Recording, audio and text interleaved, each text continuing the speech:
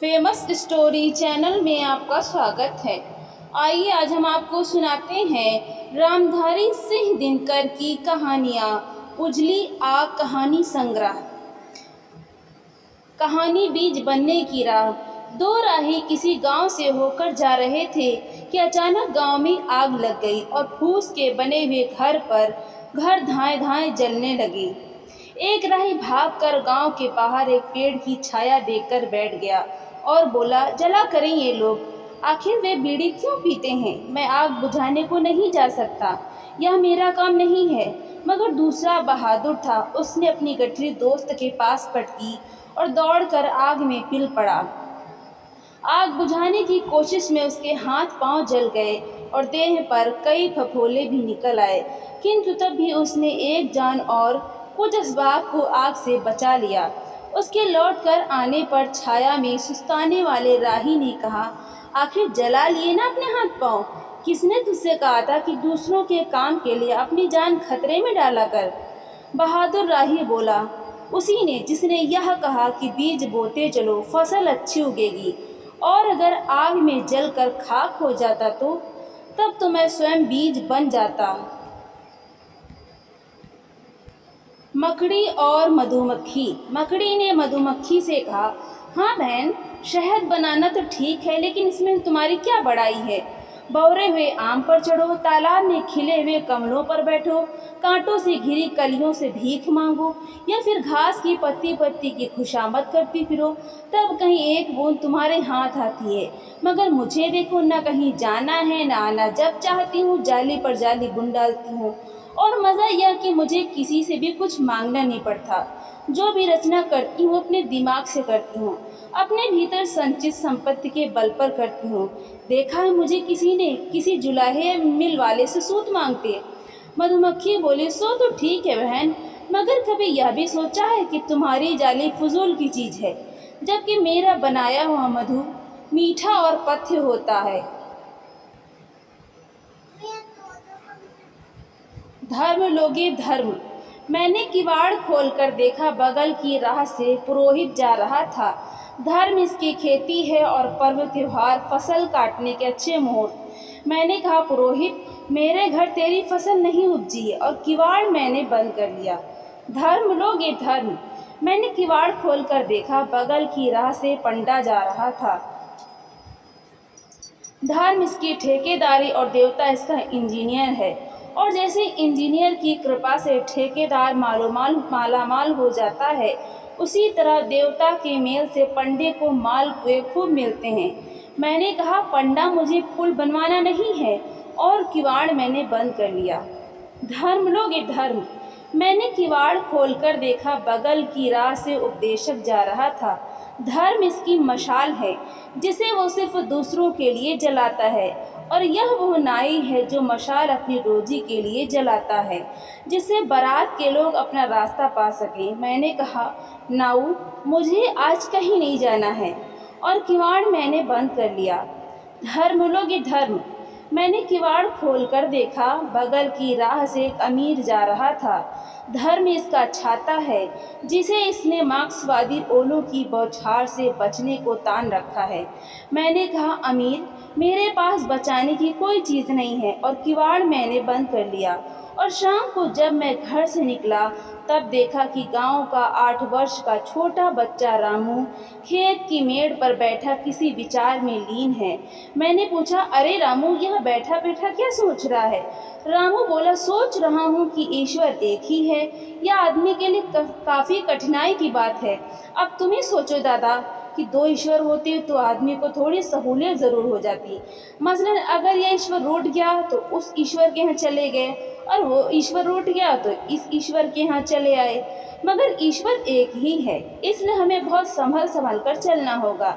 मैंने बच्चे को गोद में उठा लिया और कहा कि प्यारे, काश अपनी शंका और बेचैनी तू मेरे दिल में उंडेल पाता। गुफावासी। मेरे हृदय के भीतर एक गुफा है, और वह गुफा सूनी नहीं रहती। आरंभ से ही देखता रहा हूँ कि उसमें एक व्यक्ति रहता है जो बिल्कुल मेरे ही समान है, और जब मैं उसके सामने जाता हूँ मेरी अक्ल गायब हो जाती है, और मैं उसे यह कहकर बहला नहीं सकता कि मैंने छिपकर कोई पाप नहीं किया है और जो मलिन बातें हैं उनके लिए मुझ में लोभ नहीं जागा है। और इस गुफावासी के सामने जाते ही ऐसा भान होने लगता है मानो मेरा बदन चमड़ी नहीं शीशे से ढका हो और वो शीशे के भीतर की सारी चीज़ों को देख रहा हो। और वो हाथ उठाकर कोई दंड नहीं देता, फिर भी मेरी रगें दुखने लगती हैं और प्राण बेचैन हो जाते हैं। मैंने कभी यह भी नहीं कह पाता कि यह काम मैंने तुम्हारे सहमति से किया है, क्योंकि उसके सामने होते ही मेरी सभी इंद्रियां मेरे खिलाफ हो जाती हैं और वे इस गुफावासी की ओर से गवाही देने लगती हैं। और एक दिन इस गुफावासी ने मुझे कहा कि देख, ऐसा नहीं है कि तू कोई और मैं कोई और हूँ। मैं तेरी वह मूर्ति हूँ जो स्फटिक से बनाई गई थी, किंतु तू जो जो सोचता है उसकी छाया मुझ पर पड़ती जाती है। तू जो जो करता है उसका क्षरित रस मुझ पर जमता जाता है और जन्म जन्मांतर में रस के इस क्षरण से और विचारों की इस छाया से मुझ पर परतें जम गई हैं। इसलिए अब ऐसा कर कि नई परतें जमने ना पाएं और पुरानी परतें भी छूट जाएं, क्योंकि स्वर्ग और नरक भले ही न हो, किंतु जन्म जन्मांतर की यह यात्रा स्वयं भारी विपत्ति है और परतों के बोझ को लेकर एक जन्म से दूसरे जन्म तक उड़ने में काफ़ी मशक्क़त पड़ती है। दो ध्रुव। एक दिन महात्मा ईसा मसीह कहीं जा रहे थे कि उन्होंने देखा उनके एक शिष्य का बाप मर गया है और वो उसकी लाश को रो रो कर दफना रहा है। गुरु को देखकर वो दौड़ कर आया तो मगर आस्तीन चूम कर फिर तुरंत कब्र की ओर वापस चला गया। गुरु को यह बात अच्छी नहीं लगी, इसलिए शिष्य को सचेत करते हुए उन्होंने कहा, जो मर गया वो भूत का साथी हो गया। लाश के साथ लिपट कर तू क्यों वर्तमान से दूर होता है? यह समय बहुत लंबा है और उसने बहुत सी लाशों को जन्नत से दफना रखा है। तेरे बाप की लाश उसके लिए कुछ बहुत भारी नहीं पड़ेगी। भूत की खबर अब भूत को लेने दे और तू सीधे मेरे साथ चल। शिष्य लाश को छोड़कर गुरु के साथ हो गया। अजब संयोग की थोड़ी दूर चलने पर ईसा का दूसरा शिष्य भी उन्हें इसी अवस्था में मिला।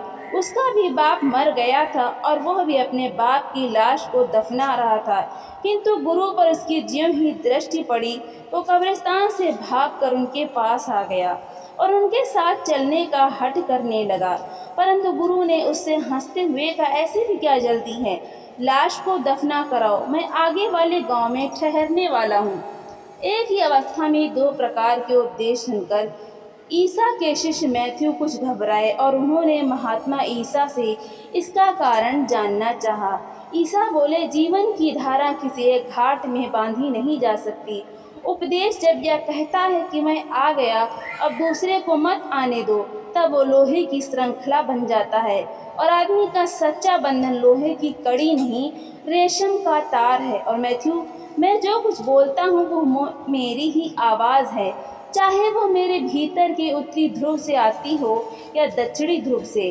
आत्माओं की भी अलग अलग ऋतुएं होती हैं और जिस ऋतु में उन्हें जिस चोटी पर की आवाज़ सुनाई पड़ती है, उस ऋतु में मैं उसी चोटी से बोलता हूँ। इसलिए मैथ्यू जो राग में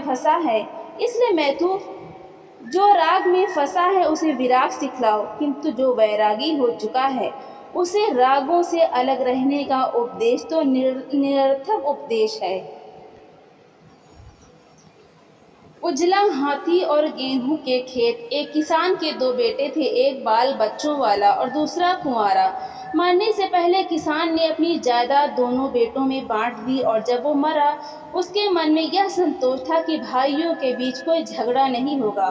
दोनों भाई मेहनती थे और दोनों ईमानदार तथा दोनों के मन में यह भाव गठा हुआ था कि मैं चाहे जैसे भी रहूं मगर भाई को आराम मिलना चाहिए।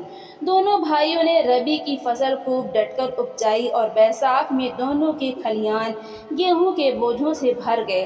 तब एक रात छोटे भाई ने सोते सोते सोचा, मैं भी कैसा निष्ठुर हूँ, मेरे आगे पीछे कौन है कि इतना गेहूं घर ले जाऊं। हाँ, भाई के बाल बच्चे बहुत हैं, अच्छा हो कि मैं अपने खलिहान से कुछ बोझे उनके खलिहान में रख आऊं। इतना सोचना था कि कुंवारा भाई उठा और अपने खलिहान से 20 बोझे उठाकर उसने भाई के खलिहान में डाल दिए और वो फिर से आकर सो गया। और नींद में उसने सपना देखा, दोनों ओर गेहूं के लहलहाते खेत हैं और वो उनके बीच उजले हाथी पर चढ़कर घूम रहा है।